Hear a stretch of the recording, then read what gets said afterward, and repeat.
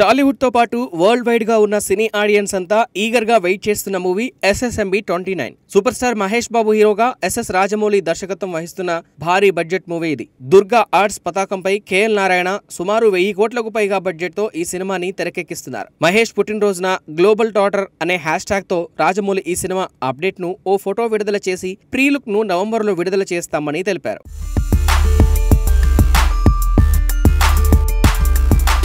అడవుల నేపథ్యంలో సాగే ఫారెస్ట్ యాక్షన్ అడ్వెంచర్ గా ఈ చిత్రం రూపొందుతోంది. ప్రస్తుతం రాజమౌళి అండ్ కో సౌత్ ఆఫ్రికాలో ఉంది. మహేష్, ప్రియాంక చోప్రాలతో పాటు ప్రధాన పాత్రధారులపై జక్కన్న కీలక సన్నివేశాలను చిత్రీకరిస్తున్నారని, ఇది కాస్త పెద్ద షెడ్యూల్ అని తెలిసింది.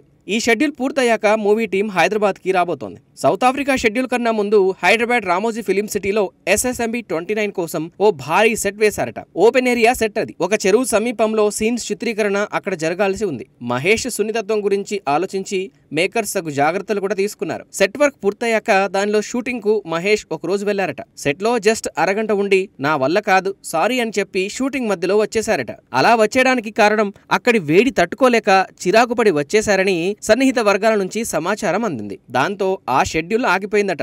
అలా షెడ్యూల్ ఆగిపోవడం వల్ల 2 కోట్ల సెట్ వృధా అయిందని తెలిసింది.